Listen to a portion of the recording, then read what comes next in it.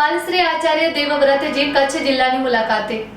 રાજ્યપાલ શ્રી આચાર્ય દેવવ્રતજીએ કોડકી ગામે શાળાના ઓરડામાં રાત્રિ રોકાણ કરી સવારે ભુજ ખાતે આયોજિત પ્રાકૃતિક કૃષિ પરિસંવાદમાં હાજરી આપી હતી।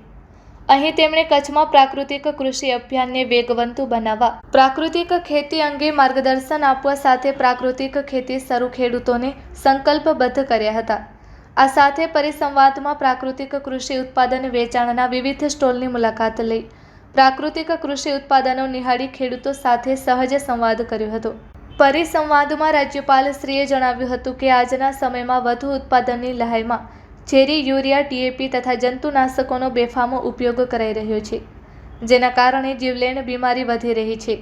ટૂંકા સમયના ફાયદા માટે આપણે પર્યાવરણ અને માનવજાતને નુકસાન પહોંચાડી અપરાધ કરી રહ્યા છીએ। આ રાસાયણિક ખેતીથી ધરતી પથ્થર સમાન બની થઈ છે। હવામાં ઝેરી તત્વો સાથે ભૂગર્ભ પણ જળ દૂષિત બન્યા છે। આમ સમગ્ર પર્યાવરણ અને માનવજાત સામે મોટું સંકટ ઊભું થયું છે। ત્યારે ધરતીપુત્રોએ જીવન હરનાર નહીં પરંતુ ખરા અર્થમાં જીવનદાતા બનીને આ પાપથી મુક્ત બનવા કમર કસવી જોઈએ। સમગ્ર સમાજ અને પોતાના પરિવારના કલ્યાણ માટે પ્રાકૃતિક ખેતી અપનાવવી જોઈએ। પ્રાકૃતિક ખેતીથી ઉત્પાદન ઘટતું હોવાનો ભય ભ્રામક હોવાનું જણાવીને રાજ્યપાલશ્રીએ કચ્છના અન્ય પ્રગતિશીલ ખેડૂતોના ઉદાહરણ સાથે ખેડૂતોને સમજ આપતા જણાવ્યું હતું કે પ્રાકૃતિક ખેતી ઝીરો બજેટ ખેતી છે। સમય સાથે ઉત્પાદન બમણું થવા ઉપરાંત જમીન ફળદ્રુપ થાય છે, તેમજ ઓછા પાણીએ ખેતી કરવી શક્ય છે। તેમણે પ્રાકૃતિક ખેતી માટે અળસિયા તેમજ સૂક્ષ્મ જીવાણુની જરૂરિયાત તથા જીવામૃત અને ઘન જીવામૃત અંગે માહિતી આપતા ગાય આધારિત ખેતી કરવા પર ભાર મૂક્યો હતો। રાજ્યપાલે રાસાયણિક ખેતી થકી આજે દેશનું ધન વિદેશમાં ચાલ્યું જતું હોવાનું જણાવીને વડાપ્રધાનશ્રીના રાષ્ટ્રીય કૃષિ મિશનમાં સહભાગી બનવા હાકલ કરી હતી।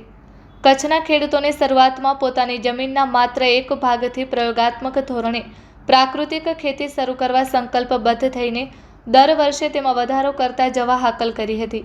તેમણે રાસાયણિક ખેતીની વિનાશકારી અસરો અંગેના કેટલાક સંશોધનોનો ઉલ્લેખ કરીને માતાઓના દૂધમાં પણ યુરિયા અને જંતુનાશકો મળી આવ્યા અંગે ચિંતા વ્યક્ત કરી હતી। આવનારી પેઢીને જીવલેણ બીમારીઓનો શિકાર બનતા અટકાવવા પ્રાકૃતિક ખેતીના વિકલ્પને અપનાવવા પર ભાર મૂક્યો હતો। રાજ્યપાલશ્રીએ પોતાના હરિયાળા કુરુક્ષેત્રની જમીનમાં પ્રાકૃતિક ખેતીને સફળ પરિણામ તથા હિમાચલ પ્રદેશમાં ખેડૂતોએ પ્રાકૃતિક ખેતી અપનાવ્યા બાદ જોવા મળેલા અભૂતપૂર્વ પરિણામનો ઉલ્લેખ કરતા કચ્છના ખેડૂતોને કોઈપણ રાસાયણિક ખાતર કે જંતુનાશક વગર કઈ રીતે સફળ પ્રાકૃતિક ખેતી કરાય તે અંગે વિગતવાર માહિતી આપી હતી। ખેડૂતોને ઉત્પાદન ઘટવાની ભ્રાંતિમાંથી બહાર નીકળવા કચ્છના સફળ પ્રગતિશીલ ખેડૂતોના મોડેલ ફાર્મની મુલાકાત લઈ પોતાનો વિશ્વાસ દઢ સૂચન કર્યું હતું। દેશી ગાયના મહત્વ પર ભાર મૂકતા રાજ્યપાલશ્રીએ ગાયને ખેતી માટે વરદાન રૂપ ગણાવીને તેના ગોબર અને મૂત્ર પણ પ્રાકૃતિક ખેતી માટે અમૃત સમાન હોવાનું જણાવતા દૂધના માધ્યમથી આવક વધારવા, ખેડૂતોને ઉન્નત ઓલાદની ગાય લેવા તથા આધુનિક ટેકનોલોજીની મદદથી બ્રીડિંગ કરવા જણાવ્યું હતું। પરિસંવાદમાં કચ્છના પ્રગતિશીલ ખેડૂતો રતિલાલ સેઠિયા તથા મનોજભાઈ સોલંકીએ ઉપસ્થિત ખેડૂતો સમક્ષ સફળ પ્રાકૃતિક ખેતી અંગે પોતાના અનુભવો સાથે જરૂરી માહિતી પૂરી પાડી હતી। આ પ્રસંગે ધારાસભ્ય શ્રી પ્રદ્યુમનસિંહ જાડેજાએ કચ્છના ખેડૂતોને પ્રાકૃતિક ખેતી સાથે મૂલ્યવર્ધન કરવા હાકલ કરી હતી। પ્રાકૃતિક ખેતીને પ્રોત્સાહન આપવા સરકારે વિવિધ યોજનાઓ અમલી કરી છે, ત્યારે ખેડૂતોએ આ મિશનને સફળ બનાવવા યોજનાઓનો લાભ લઈને માનવજાત અને પર્યાવરણની ચિંતા કરવા અનુરોધ કર્યો હતો।